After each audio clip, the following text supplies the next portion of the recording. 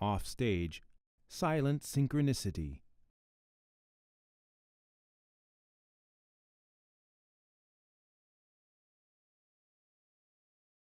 On stage, disability leads to discovery.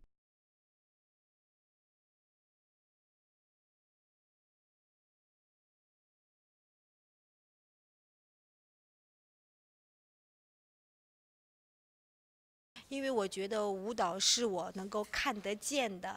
feel that dance is something I can see. It's a language that lets me express my inner world. I have lost my hearing, but I have a very healthy body. I can use my body to express every word I want to say from deep within my heart through dance. Tai Li Hua is the lead dancer of the China Disabled People's Performing Arts Troupe, as well as its artistic director.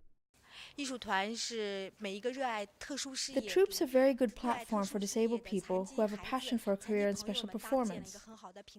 Here, they have an equal opportunity to participate in any art form that they're interested in and to experience the beauty of their disability, using a special form of art to express human love. The group has moved audiences in more than 50 countries.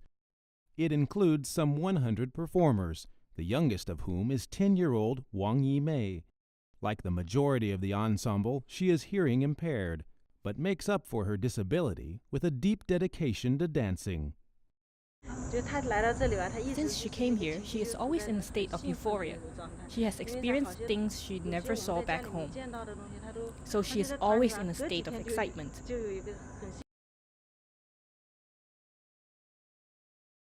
The troupe was born more than 20 years ago, with a mission to provide young disabled Chinese a vehicle to develop new talents. But in 2002, it abandoned its amateur status and turned professional. While the group's members admit a history of discrimination continues to haunt many of China's 80 million people with disabilities, they say their tightly knit community has given them a renewed sense of pride and purpose. The people in our troupe come from all over China, but we are like a big family. We help each other. When I go for my meals, the deaf-mute children will help me get my food. When we go out, we have blind people who cannot see at all. I can see, so I help them. They will put their hands over my shoulder and I will take them out to buy things to eat and so on. Huang Yangguang lost both of his arms to electric shock when he was 5 years old. After I lost both arms, I trained myself to use both feet to do things, such as brushing my teeth, washing my face, writing and drawing. When I joined the China Disabled People's Performing Art Troupe, dancing was a big challenge for me. I had never danced before and had never been in contact with music. It was difficult for me to learn the steps in dancing and to cope with the tempo of the music.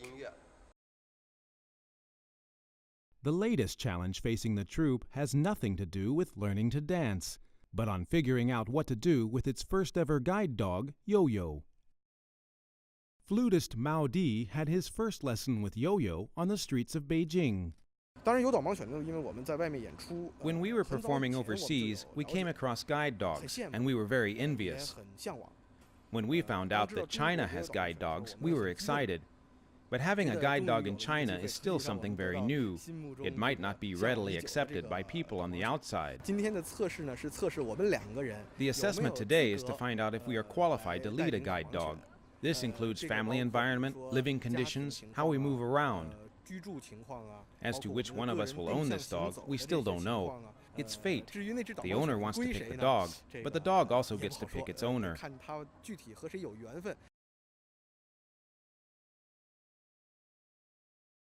With the release of a film about the disabled troupe, along with high-profile performances during the Beijing Olympics, worldwide interest in the group seems poised to surge.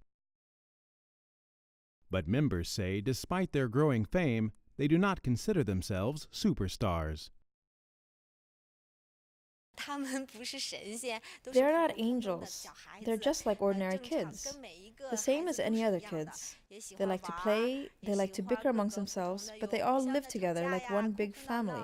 That's because they have a very positive heart to face whatever is coming along.